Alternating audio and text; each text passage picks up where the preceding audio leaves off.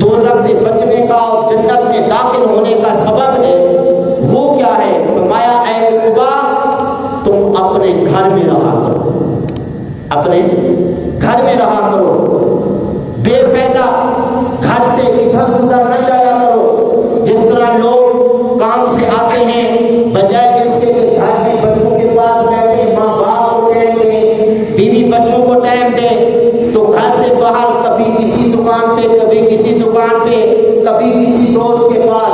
آقا کریم صلی اللہ علیہ وسلم نے کیا فرمایا؟ تم گھر میں رہا کرو، یہ بھی تمہارے نجات کا ذریعہ ہے۔ وہ کیسے جناب؟ ظاہر ہے کہ گھر سے باہر کسی دوست کے پاس بیٹھنا اور کسی سے جا کے ملنا یہ بھی تو گناہ نہیں ہے، لیکن گھر میں بیٹھنے کا کیا مقصد کہ نجات گھر میں بیٹھنے سے حاصل ہوتی ہے؟ ایک روایت کے مطابق جو بندہ گھر کو لازم سمجھتا ہے، بے فائدہ فضول گھر سے باہر نہیں نکلتا، اپنے بچوں کے پاس بیٹھتا ہے اور ماں باپ کو ٹائم دیتا ہے، فرمایا ایسے شخص کو 1000 مہینہ مسجد نبوی شریف میں اعتکاف کا ثواب ملتا ہے، گھر میں بیٹھنے کا ثواب۔ جی ماشاءاللہ ہمارے لوگ تو جناب باہر چوکوں پہ بیٹھ کے اور پارکوں میں بیٹھ کے تاش کھیلتے رہتے ہیں، جی گھر میں وقت نہیں گزرتا ہے، لیکن اب ذرا غور کرو کہ گھر میں بیٹھنے کے کتنے فوائد ہیں۔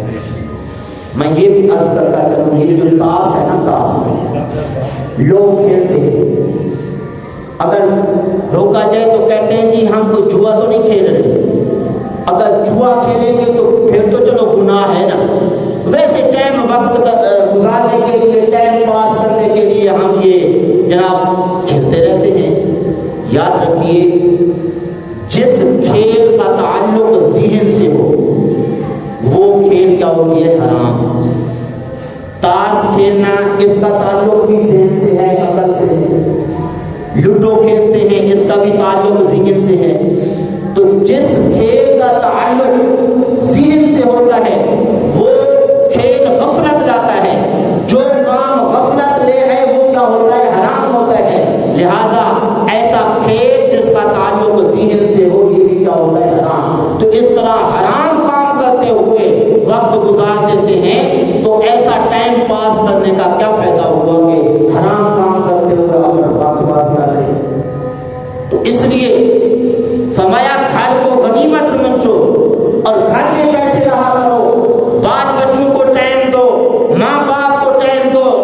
ماں کی زیارت کرنے سے ایک نگاہ ماں کی طرف دیکھے ایک مقبول حج کا ثواب۔ باہر فضول بیٹھنے کا کیا فائدہ، اور وہ تو بلکہ نقصان ہی نقصان ہے۔ تو ماں باپ کو دیکھے، سبحان اللہ، حج مقبول کا ثواب، اور بچوں کو ماشاءاللہ ٹائم دے، ان کی تربیت کریں، ان کا اٹھنا بیٹھنا دیکھیں، کھانا پینا دیکھیں، کیسے اٹھ رہے ہیں، کیسے بیٹھ رہے ہیں، کھانا پینا ان کا کیسا ہے۔ تو اس طرح فرمایا کہ گھر میں تم بیٹھو گے تو تمہیں نجات مل جائے گی، دوزخ سے تمہیں نجات مل جائے گی، جنت میں داخلہ ہو جائے گا۔ سبحان اللہ۔ اس لیے حضرات گرامی ہمیں اس طرح ضرور توجہ کرنی چاہیے، اپنا وقت ضائع نہ کریں۔ مومن کا کام اپنا وقت ضائع کرنا نہیں ہے۔ مومن جو ہے وہ دیکھتا رہتا ہے کہ میرا سیکنڈ اور میرا منٹ کہاں پہ گزر رہا ہے، کیونکہ قیامت کے دن ایک ایک گھڑی کے متعلق سوال ہوگا۔ وَإِنَّمَا تُوَفَّوْنَ أُجُورَكُمْ، فرمایا تمہیں تمہارے پورے پورے ثواب دیے جائیں گے۔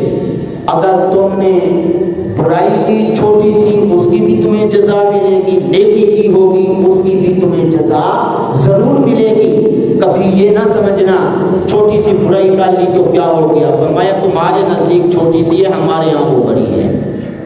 اور اسی طرح چھوٹی سی نیکی کو تم معمول نہ سمجھو کہ چھوٹی سی نیکی کبھی کبھار جو ہے نجات کا سبب بن سکتی ہے۔